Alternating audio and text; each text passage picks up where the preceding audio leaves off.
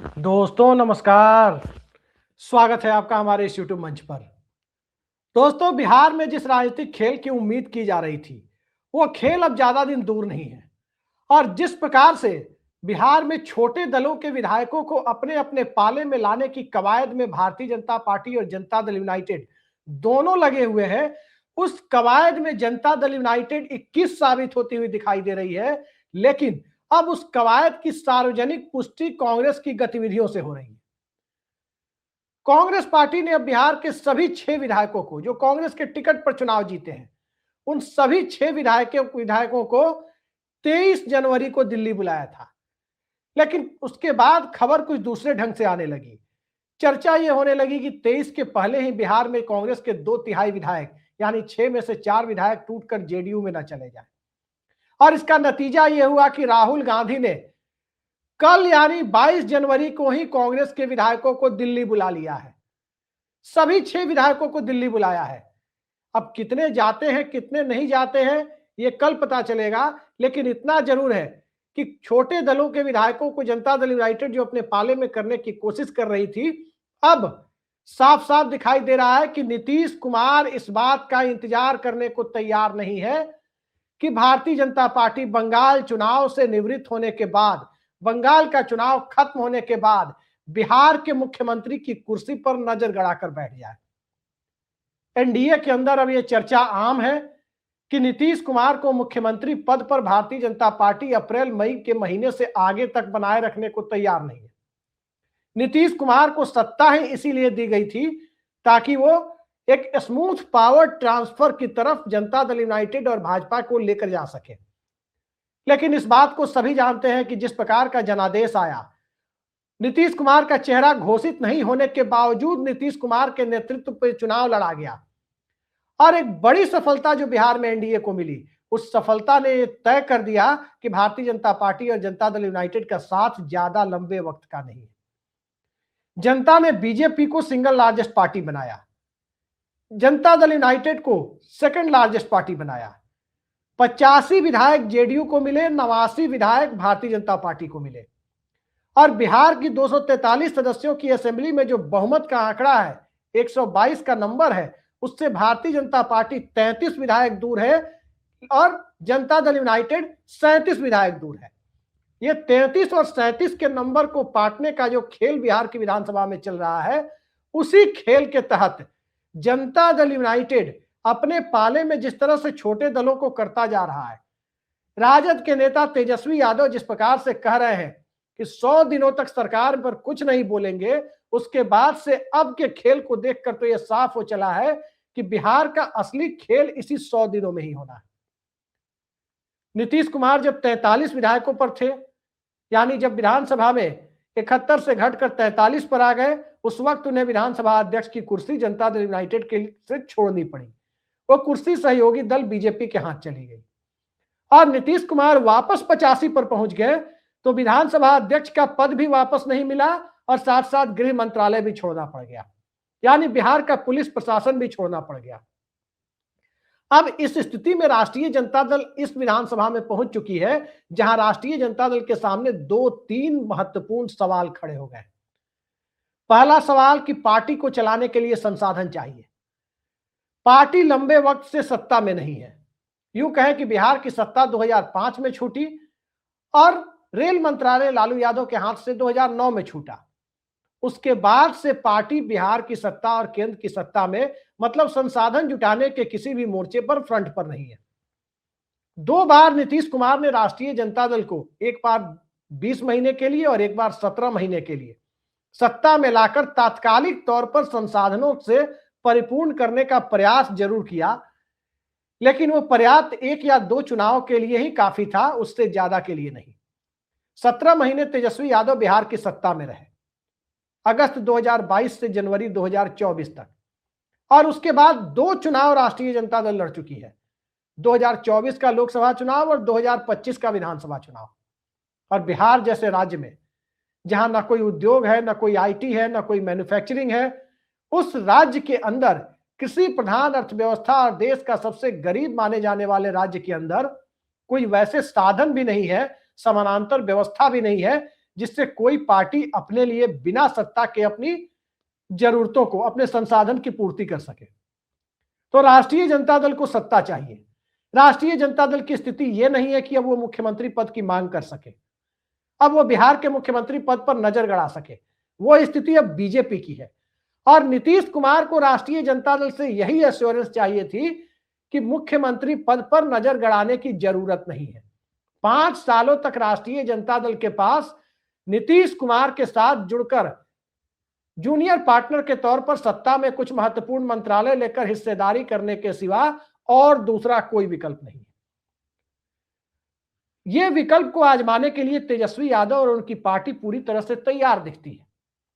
लेकिन सवाल यह उठता है कि नीतीश कुमार के लिए उपयुक्त समय कौन सा है जिस समय वो भारतीय जनता पार्टी को टाटा बाय बाय कर सके। भारतीय जनता पार्टी की जो स्थिति बनी हुई है वो किसी से नहीं छुपी है कि बिहार की कुर्सी उसे चाहिए, मुख्यमंत्री की कुर्सी उसे चाहिए, और नीतीश कुमार की जो स्थिति है वो सभी जानते हैं कि चाहे कुछ हो जाए मुख्यमंत्री की कुर्सी छोड़नी नहीं है। जब तक विधानसभा अध्यक्ष की कुर्सी, गृह मंत्रालय, ये दोनों विभाग भाजपा के पास है, नीतीश कुमार की सत्ता बिहार में सुरक्षित नहीं है। आज की तारीख में बिहार में बीजेपी सिंगल लार्जेस्ट पार्टी भी है, बीजेपी के पास विधानसभा के अंदर की सत्ता भी है, बीजेपी के पास बिहार का पुलिस प्रशासन भी है। अब सवाल उठता है कि क्या नीतीश कुमार एक लेम डक चीफ मिनिस्टर आने वाले वक्त में बना दिए जाएंगे और फिर धीरे धीरे नीतीश कुमार की विदाई की पटकथा लिखी जाएगी। वहीं राष्ट्रीय जनता दल और विपक्ष के पास जो 41 विधायक हैं, उन 41 विधायकों में जनता दल यूनाइटेड के 85 विधायकों को अगर आप जोड़ दें तो बहुमत का आंकड़ा वही पहुंचता है जहां पिछली विधानसभा में नीतीश कुमार ने 2020 से 2025 के बीच 43 महीने तक जो भाजपा के साथ सरकार चलाई तो उसी 125 विधायकों के साधारण बहुमत पर चलाई थी। वो साधारण बहुमत अब उन्हें राष्ट्रीय जनता दल के साथ है।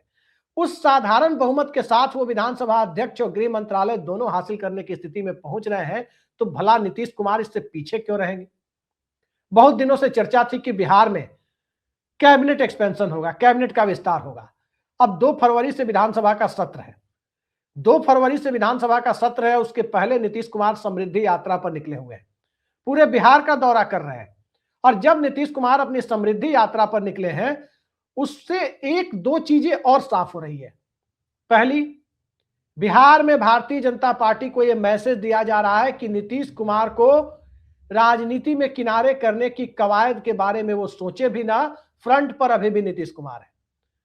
और दूसरी चीज ये कि आरजेडी और दूसरे दलों के लिए भी एक मैसेज है कि सत्ता में हिस्सेदारी करने के लिए आने वाला वक्त उनके लिए करीब आ रहा है, वो ज्यादा दूर नहीं है। अगर इसको दूसरे नजरिए से देखें, बीजेपी बंगाल चुनाव यानी मई 2026 के बाद अपना खेल खेलना चाहती है। नीतीश कुमार बंगाल चुनाव के पहले यानी बजट सत्र के बाद और बंगाल चुनाव के बीच में, इस बीच में अपना खेल खेलना चाहते हैं। लेकिन इसके लिए उनकी अपनी पार्टी जनता दल यूनाइटेड 2 पार्टों में फंसी हुई है। एक दिल्ली की जेडीयू है जो कहा जाता है कि भारतीय जनता पार्टी की गोद में बैठी हुई है। एक जेडीयू पटना की जेडीयू है जो करीब करीब पूरा विधायक दल है और आधा से ज्यादा संसदीय दल है। उस पार्टी के बारे में कहा जाता है कि वो जेडीयू जनता दल यूनाइटेड के पॉलिटिकल फ्यूचर, राजनीतिक भविष्य को लेकर चिंतित है। दोनों जेडीयू, दिल्ली वाली जेडीयू भी चाहती है कि नीतीश कुमार के बेटे निशांत पार्टी में आ जाएं, पटना वाली जेडीयू भी चाहती है कि नीतीश कुमार के बेटे निशांत पार्टी में आ जाएं। लेकिन दोनों का एजेंडा बिल्कुल अलग है। दिल्ली वाली जेडीयू चाहती है कि निशांत पार्टी में आ जाएं और मुख्यमंत्री पद भाजपा को चला जाए और निशांत जेडीयू के साथ डिप्टी सीएम बन जाए। पटना वाली जेडीयू चाहती है कि मुख्यमंत्री की कुर्सी हर कीमत पर नीतीश कुमार के पास रहे या नीतीश कुमार के बाद निशांत कुमार के हाथ में आ जाए। यही फर्क है दिल्ली और पटना की जेडीयू के बीच। दिल्ली की सत्ता के करीब आने की बेचैनी या करीब सत्ता की करीबी को बरकरार रखने की चाहत दिल्ली वाली जेडीयू की प्राथमिकताओं को तय कर रही है। जनता दल यूनाइटेड का वजूद बचाने, जनता दल यूनाइटेड का एकनाथ शिंदेकरण रोकने की कवायद और समाजवादी धारा की राजनीति को आगे बढ़ाने की कवायद में पटना वाली जेडीयू लगी हुई है। और पटना वाली जेडीयू को यह साफ दिखाई देता है कि भाजपा के साथ ज्यादा दिनों तक बने रह गए तो बिहार की सत्ता के साथ साथ सियासत पर भी ग्रहण लगना तय है। वहीं राष्ट्रीय जनता दल के साथ जाने के बाद एक चीज साफ दिखाई दे रही है कि न सिर्फ विधानसभा अध्यक्ष पद बच रहा है, बल्कि गृह मंत्रालय भी वापस आ रहा है, क्योंकि 25 विधायकों पर तो गृह मंत्रालय राजद मांगेगी नहीं। दूसरे जेडीयू के कैडर में भी इसको लेकर के बेचैनी है कि राजद अब इस स्थिति में नहीं है कि वो बार्गेन कर सके, और 5 साल की सत्ता भी सुरक्षित हो रही है। हाँ, एक बात जरूर है कि इस परिस्थिति में नीतीश कुमार निशांत को मुख्यमंत्री आरजेडी के साथ जाकर भी बना दे, वो भी संभव नहीं है। बीजेपी निशांत को मुख्यमंत्री बनने नहीं देगी, और आरजेडी के साथ नीतीश कुमार और राजद की चाहत के बावजूद नीतीश कुमार नहीं बना सकते। कारण दरअसल यह है कि इस विधानसभा का जो अंक गणित आप देख रहे हैं, उसमें बीजेपी बहुमत से केवल 33 विधायक 33 एमएलए दूर है। निशांत कुमार को मुख्यमंत्री बनाने के लिए नीतीश कुमार को मुख्यमंत्री पद से इस्तीफा देना होगा। नीतीश कुमार मुख्यमंत्री पद से इस्तीफा देंगे तो बॉल राजभवन के कोर्ट में चली जाएगी, और जैसे ही नीतीश कुमार मुख्यमंत्री पद से इस्तीफा देंगे, चूंकि राज्यपाल की नियुक्ति भारतीय जनता पार्टी के केंद्र सरकार के द्वारा की गई है, वो उनके आदमी माने जाते हैं, लिहाजा नीतीश कुमार के इस्तीफे के बाद यदि भारतीय जनता पार्टी के मुख्यमंत्री को राज्यपाल ने शपथ दिला दी, तब तो इतना तय है कि जोड़ तोड़ करके वो मुख्यमंत्री बहुमत भी हासिल कर लेगा। लिहाजा 2030 तक निशांत को मुख्यमंत्री बनाने की कोई भी सूरत किसी भी गठबंधन से नजर नहीं आ रही। नीतीश कुमार की इच्छा हो सकती है, जेडीयू कार्यकर्ताओं की इच्छा हो सकती है, नीतीश कुमार की इच्छा न भी हो तो जेडीयू के वर्कर की इच्छा हो सकती है, लेकिन व्यावहारिक रूप से असेंबली के नंबर को देखते हुए संभव नहीं दिखाई देता। तो पहली चीज कि सत्ता को तो नीतीश कुमार और जनता दल यूनाइटेड पार्टी बचाने या सत्ता बचाने या दोनों बचाने, दोनों ही कवायद के तहत नीतीश कुमार के नेतृत्व में ही कंटिन्यू करने का चारा है।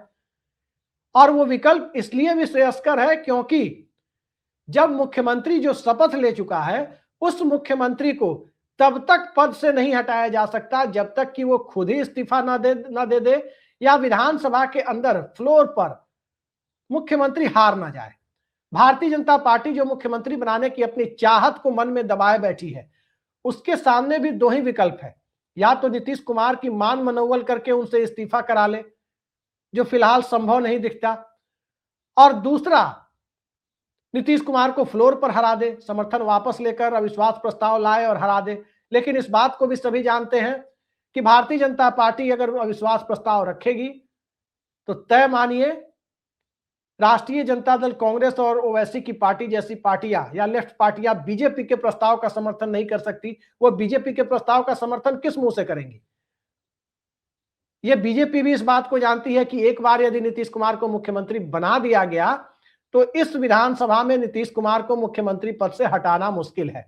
लेकिन नीतीश कुमार के अंदर जो सेंस ऑफ इनसिक्योरिटी है वो बिल्कुल साफ है कि भारतीय जनता पार्टी ज्यादा लंबे समय तक जेडीयू बनी रही तो उद्धव ठाकरे वाला हाल ना कर दे और महाराष्ट्र से जैसे शिवसेना के विधायकों को गुवाहाटी पहुंचा दिया गया था वो खेल ना शुरू हो जाए। तो इन सब खेल पर कंट्रोल करने के लिए नीतीश कुमार को बिहार का प्रशासन, पुलिस प्रशासन भी अपने हाथ में चाहिए, यानी गृह मंत्रालय भी अपने हाथ में चाहिए, और विधानसभा के अंदर का प्रशासन यानी विधानसभा स्पीकर की कुर्सी भी अपने पाले में चाहिए। और ये सिर्फ और सिर्फ तभी संभव है जब नीतीश कुमार भारतीय जनता पार्टी के मंत्रियों को बर्खास्त करते हैं और उसकी जगह विपक्ष के लोगों के साथ अपनी सत्ता को कायम रखते हैं। विधानसभा के बजट सत्र में और राज्यसभा की 5वीं सीट के चुनाव के साथ बहुत कुछ तय होना है कि भाजपा अपनी महत्वाकांक्षा की कितनी करीब है और नीतीश कुमार अपनी सत्ता को बचाए रखने के अभियान में कितना आगे बढ़े हुए दिखाई देते हैं। कुल मिलाकर बिहार में जो सिनेरियो इमर्ज कर रहा है उसमें भाजपा और जनता दल यूनाइटेड के बीच अविश्वास गहराता जा रहा है, और बीजेपी और जेडीयू के बीच जब अविश्वास गहराता जा रहा है उस परिस्थिति में एक आदर्श परिस्थिति जो नीतीश कुमार के सामने है कि जो हताश निराश विपक्ष है उसका संख्या बल इतना कम है कि वो नीतीश कुमार के सामने सर उठाकर कम से कम 5 सालों तक कुछ मांगने की स्थिति में नहीं है, बल्कि जो नीतीश कुमार दे दे उसमें संतुष्ट रहने वाली स्थिति में जनता ने उसे भेजा है।